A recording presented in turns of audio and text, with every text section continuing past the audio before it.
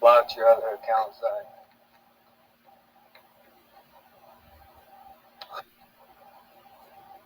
I'm sorry, I just don't have a lot of patience today.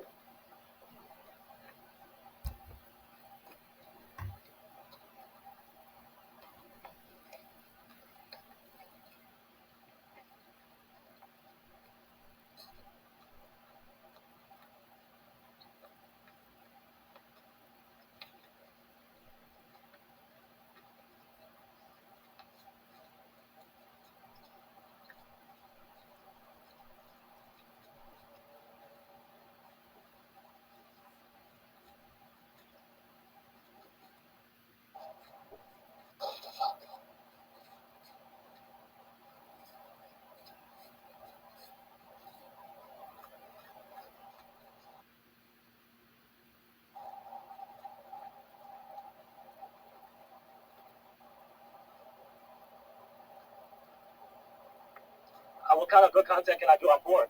I don't have a computer to edit videos, and I don't have a high quality microphone to make good audio, and I don't have a great camera to capture great footage.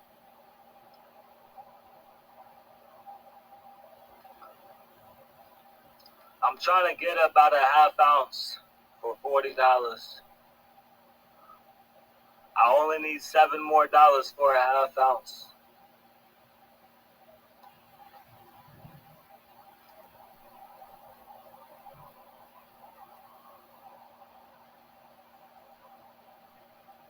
He says you're making content right now. Thank you, Jimmy. Thank you, Jimmy. A lot of people don't see that. They don't see that. You know, it's like boom, when I go live, I get subscribers, likes, views. It goes up, and all I'm doing most of the time is begging. And then they come up here and say, oh, well, you know, you'd be doing better if you made better content. It's like, honestly, this is the best I got. What the fuck else am I supposed to do? You know, this is what brings in the viewers. Literally, this is the content. This is what brings in the viewers, the subscribers, the donations, the begging. It's like I don't know what the fuck else I'm supposed to do. When I try to do other types of live streams, I barely get any viewers. People love to watch me beg.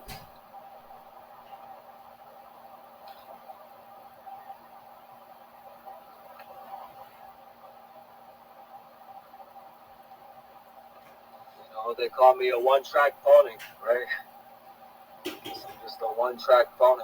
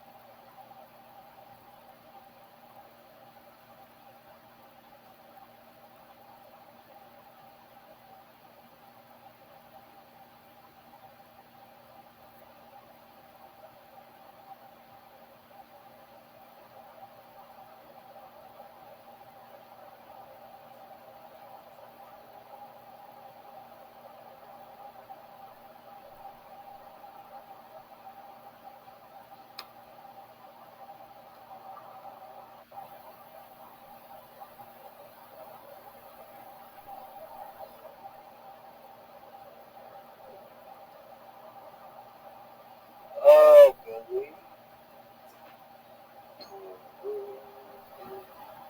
That's me. Ugly. That's me. Ugly. God bless you keeping the faith. Yes, are you keeping the faith as well, my friend? Let us keep the faith.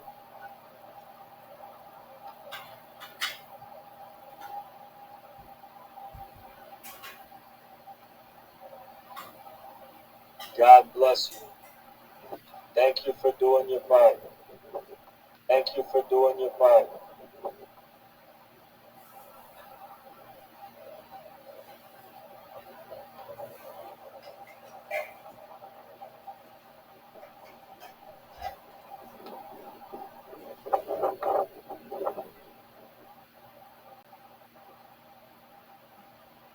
Can anybody please spare any money for weed? I only need $9 or $7 more. I think it's 9, but I forgot if it was 9 or 7. I forgot if it was 9 or 7. I'm pretty sure it's $9 more. So what's the story about me? Once upon a time, there was a loser, ugly bum who understood how ugly he was and that nobody loved him. And so he decided that he just wanted to just pass the time he has left on his life feeling not terrible, you know, trying to medicate with the weed and playing some video games to escape the overbearing reality of how ugly he is. That's my story. God bless you. I just want some weed so I can just chill. I was saying I just want to get some weed and play. I was saying I just want to get some weed and play some video games because I'm an ugly loser. Thank you so much. Thank you so much to the person who just sent me $10 on PayPal. God bless you. Thank you so much. I have enough money for a half ounce of weed now. We did it, team. We did it. Thank you guys so much. Hey, thank you, King of Kings. I appreciate people saying I'm not an ugly loser, but I know I am. Even if I agree with you and say, okay, I won't say it. You know, I still know I am. You know, it's a harsh reality. It's hard to be me, you know. To be so smart and so self-aware, yet so ugly and so much of a loser. Oh man. So do I ever think about going back to North Carolina? Hell no. I can't. I fucking hate North Carolina. No disrespect to the people who live there who are not racist, but all disrespect to all the racists there. All disrespect to all the racists there. You know what I'm saying? All disrespect to all the wannabe gangsters there who want to steal from their friends because they think it's cool and makes them a savage. All disrespect. No respect I have for that. North Carolina. What do they call that? You know, Rhodesia if they desegregated. What do they call that? Rhodesia if they desegregated. You know what I'm saying? Like, I wasn't born in North Carolina. I was born in New York. And my family only came to New York from Sicily only less than about 100 years ago. I moved down to North Carolina as a kid because of my mother.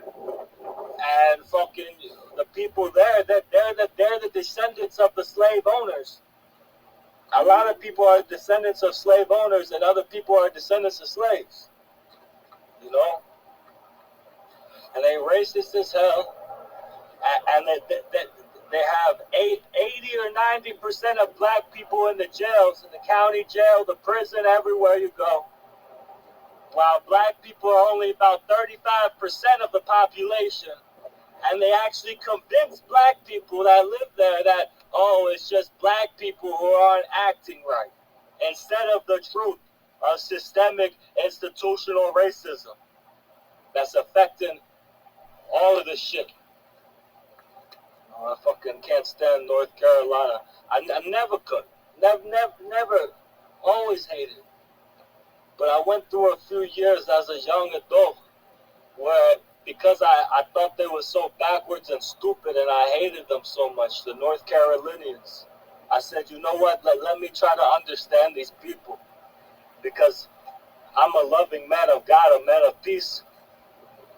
This is where I grew up. This is where my family is. Even though I know these people are stupid, even though I know these people are racist pieces of shit, even though I can't stand all these dumbass motherfuckers. But you know what? If I think I'm above them, then what does that make me? That actually makes me the lowest, lower than them. You know? So, you know, I said, you know what, let me try to actually get to know the people here. You know, without a bias of thinking they're stupid. I spent a few years, I did my time with the Carolinians.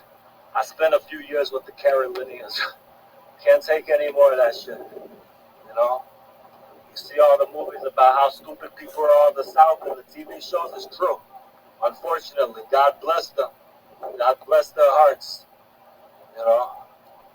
I mean, whenever you see me come in here and I'm fucking, you know, talking about Jesus and saying there's, you know, just whenever you see me in here before and talking about you're gonna burn in hell, you're gonna get tortured by the devil, all this. This is shit I was fucking told as a kid. All right. Sometimes I'm serious and trying to get through trauma, and sometimes I'm just saying it to say it. You know, other times I'm joking, but I try not to say it anymore. I realize it's part of the trauma, but this is the type of shit I was told as a kid. You know, it's like you're gonna burn in hell forever. You're gonna be tortured by the devil. You're gonna be gnashing your teeth, which means you're gonna be grinding your teeth together because it hurts so much. That's what they told me as a very young man, as a very young child. Drilled it into my head. And it's like, and then they teach you about these super religious conservatives who founded the area 300, 400, 500 years ago. You learn about their ancestors, not mine. These people's ancestors. And it's like, well, I can see why you fucking people are so stupid. I guess I can see why.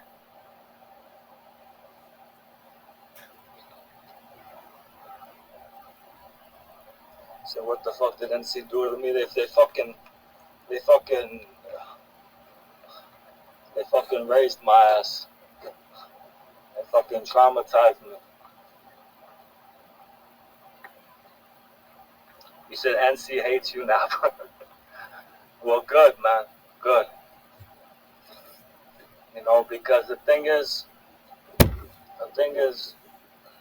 it's like, you know, I spent a few years trying to be nice to those people.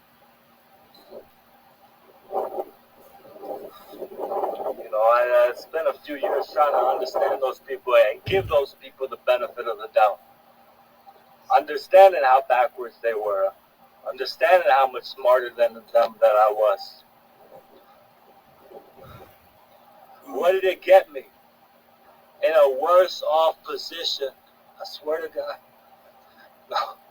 Don't expect these fucking southern fucking motherfuckers to be grateful.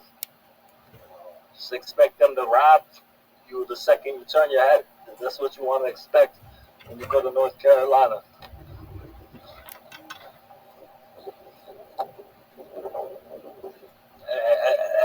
Expect anyone you meet to be on fucking meth or heroin. You know what I'm saying? Expect anyone you meet to be on shooting up something in their fucking arm, or at least snorting coke. You know, I get it. A lot of Americans do that all over the country, but people got nothing to do but throw their lives away and fucking be racist. Just throw your lives away and be racist. The life of the average North Carolinian. Shoot up drugs in your arm and talk about how white people are the real Jews and how blah blah blah, you know, all this fucking bullshit.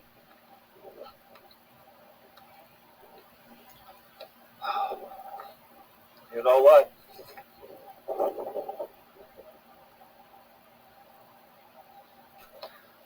Exactly, King. That's exactly like North Carolina. Poverty and racism. And the thing is, the racism is reinforced by the poverty. You know, these people aren't educated. That the education system doesn't teach them, you know, how to be good people or anything relevant about the world. Just how to be robots for a corporation.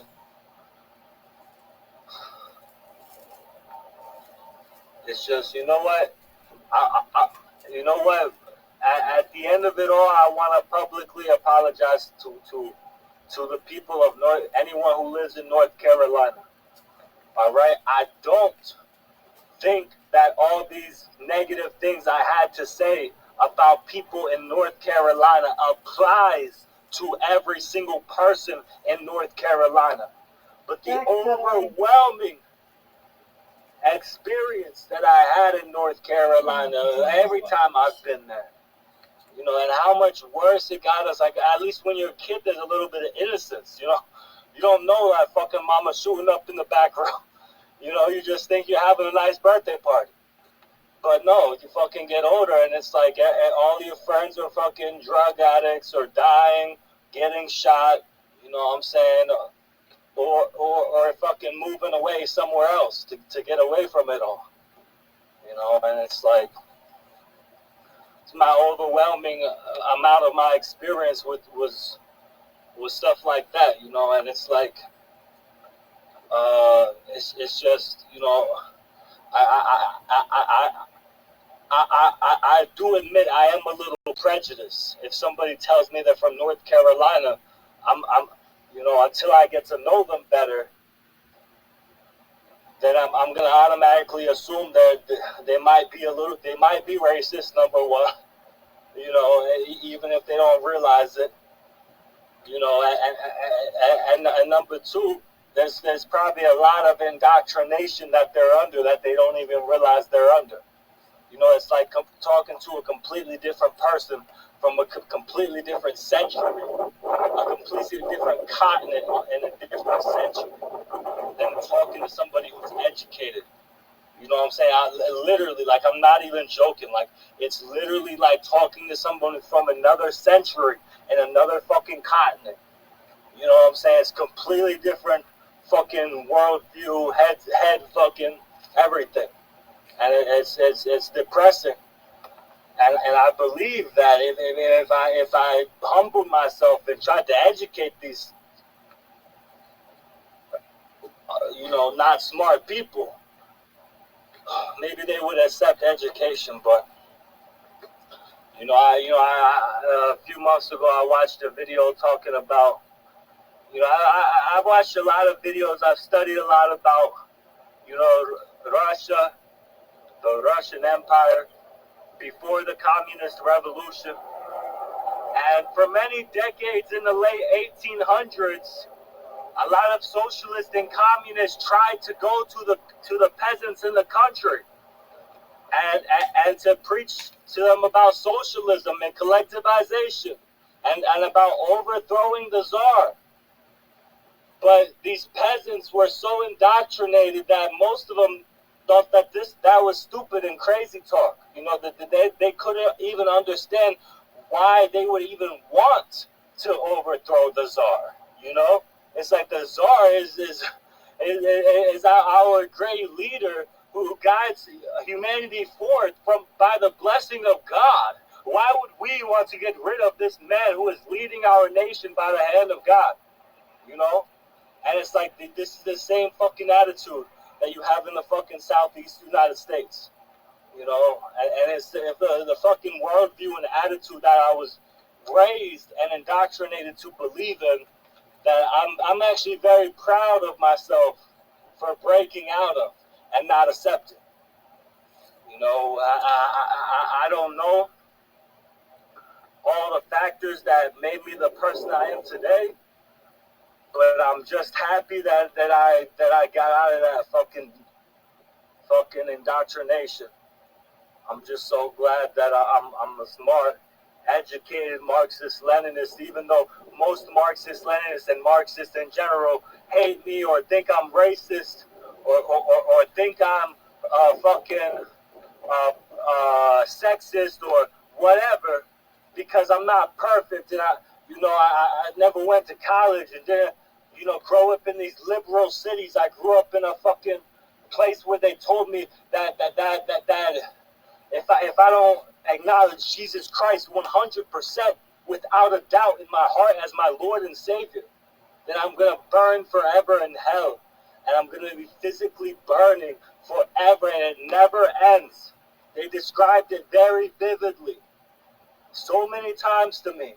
You'd be gnashing of teeth. It's going to hurt so bad that you're going to hear screaming all around you, but it's going to be also totally dark. That's what they told me. You know, and it's like, you know, I think there's a lot of communists who do recognize that we need to be there for each other more, and we need to care about and you know, what do you call that? We need to have patience with people and continue to educate people and not write them off just because they might not have the absolutely correct opinion on everything when you interrogate them. You know, that's one thing I've tried so hard to impart into any Marxist or Marxist-Leninist I know, is that we need to have that same brotherly love, that same camaraderie, you know, gender-neutral camaraderie that Christian groups have. You know, and it's like I was raised in going to church, and I really felt like there were people there that genuinely really cared about me because of this shared purpose that we had in worshiping Jesus and in saving the world by saving souls, by bringing people to Jesus. And I don't think that's much different at all from our communist mission to bring all the working class people together to form a working class democracy, to have a real democracy where we actually have a say in the laws as the working class people.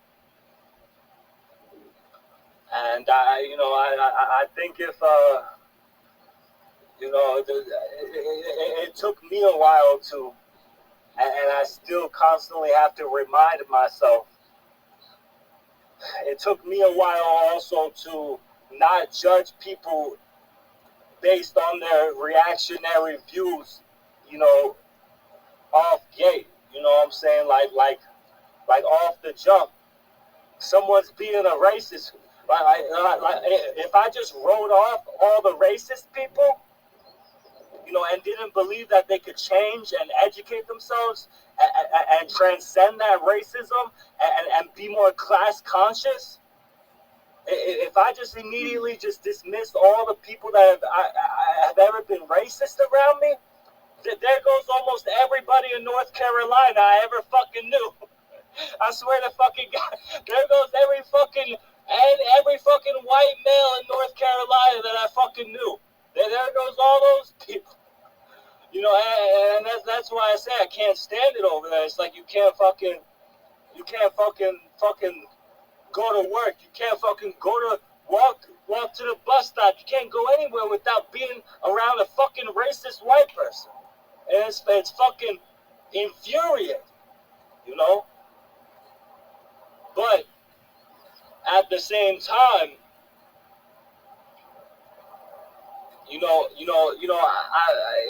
like I said, I've constantly had to remind myself that as communists, we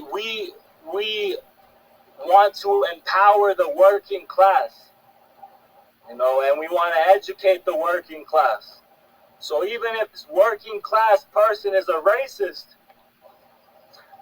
you know, of course, if he's committing actual crimes, you know, like hate crimes, terrorism, anything like that, like, yo, he should go to prison. But if this is someone just a casual racist, not to some, like, you know, super left people from super liberal environments they grew up, backgrounds or whatever, they might get offended I'm even saying it like this.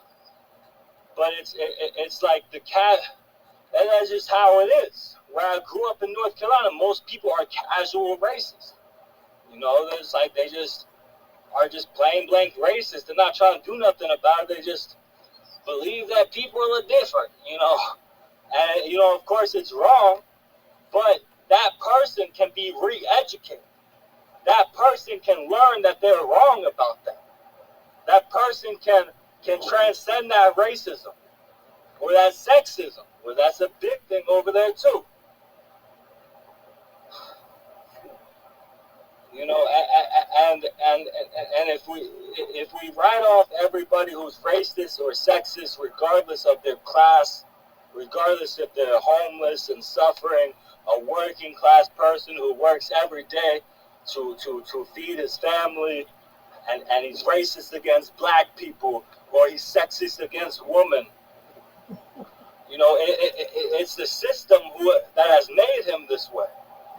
You know, and I really believe that the only way we're going to have a good future, because America is headed towards fascism or socialism. You know, and socialism is like right now, in my calculations, we're 99.99999% headed to fascism. 0.00001 chance that, based on current conditions right now, that we will have socialism instead.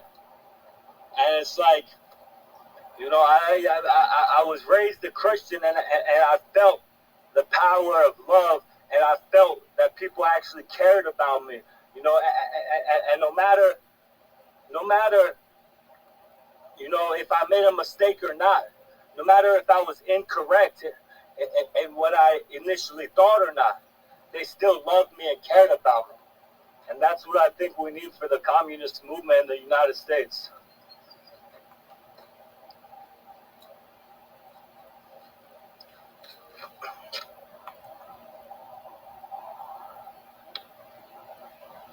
You said, I didn't know when I asked it was going to do it 15.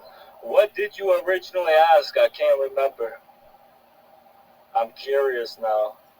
So everything about going back to North Carolina. Oh, yeah.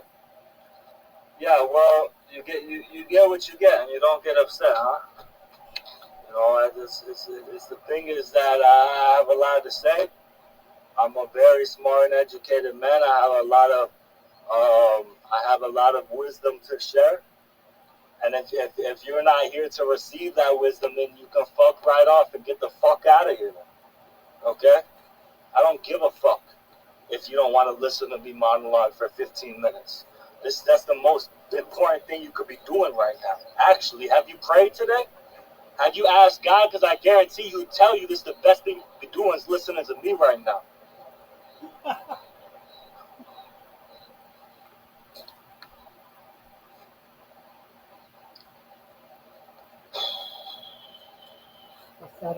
I wish I would have brought my headphones with me today. Even though I don't have my headphones, I'm just going to try to listen to some music now. You know, it's, you know, you know, it makes me feel important. You know, it makes me feel special to know that I'm one of the people. I'm one of the Americans.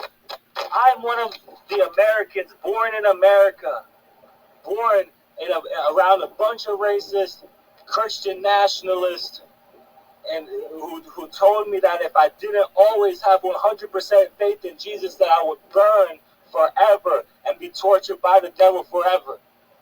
And I really believe that. I cried in church, went to the altar almost every Sunday, and Wednesday went to the altar, prayed to God, asked God to use me in my life.